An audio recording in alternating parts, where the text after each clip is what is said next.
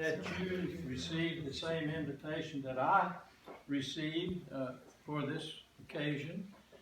And one word leaped out to me. You were asked to send your blessing, what you desired to happen. That's such a special word. Blessing, to me, has always meant gift. A special gift. A godly gift. That's what the word blessing has meant to me. Now, as you well know, I said a gift from God. God is a noted giver.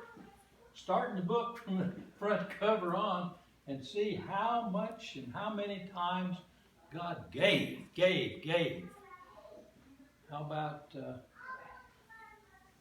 Abraham, after him, Jacob?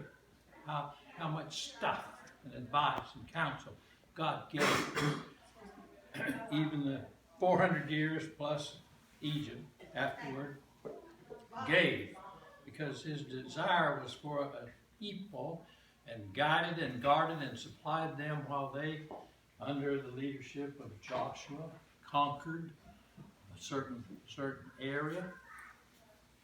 That was all covered up with the book of Joshua. But get next door, you run into the book of Judges. There's a very significant change. Second chapter says, after the death of Joshua, there arose a generation that knew not God, nor all that he had given to Israel. Kind of sad. Well, you read on through the book, it kind of bumps a few little high points, but generally down, till you get over to after the 400 years, where there was no communication with God. New Testament, God introduced a new thing, did he not? Yeah.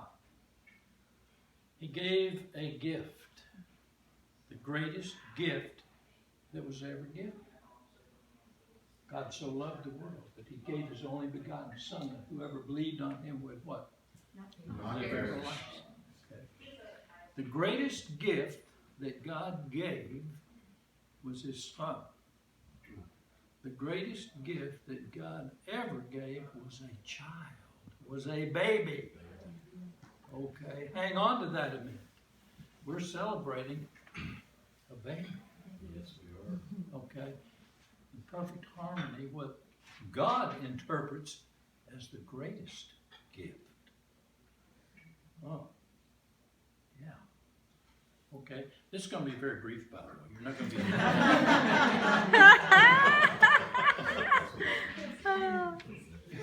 Revert back to the Joshua passage that we said, there arose a generation that knew not God, nor all that he had done for them. There's another later verse over there that says there was no God in Israel. Every man did what was in his own mind, kind of like we're living today. We know. I say all that for this reason. We've said God gives gifts, great gifts. God gives super good gifts. Now, I'm not implying in any way that you're about to give birth to Jesus, okay? There are millions and millions of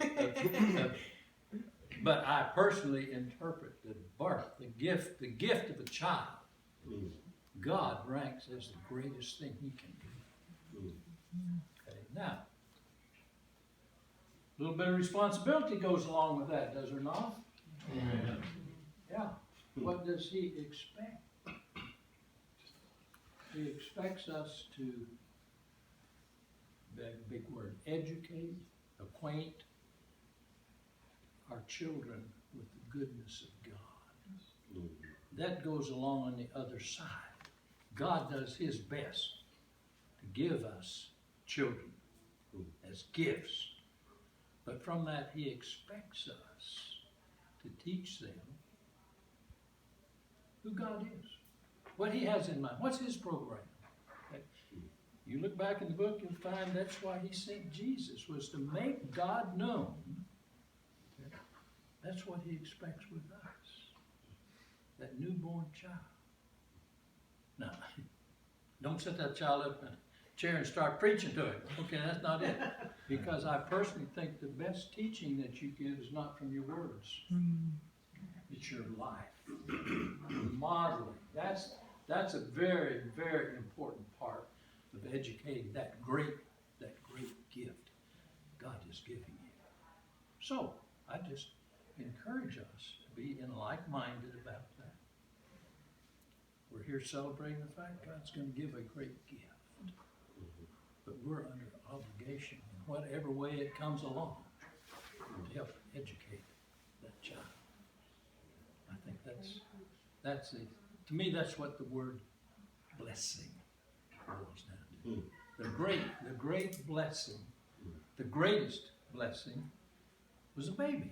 Okay, we're about to celebrate the same. Thank you. Amen.